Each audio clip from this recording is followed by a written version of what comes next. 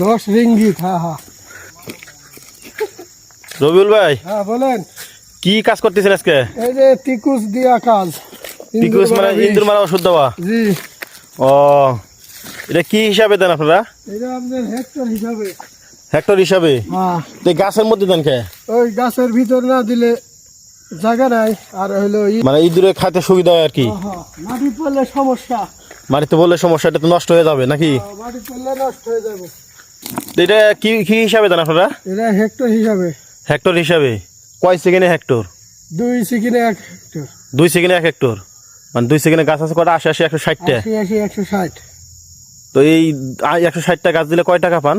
160 টাকা দিলে এই 10 টাকা। 10 রিঙ্গিত? 10 রিঙ্গিত। হ্যাঁ হ্যাঁ। তো এটা কয় হেক্টর করে দিতে পারেন দৈনিক?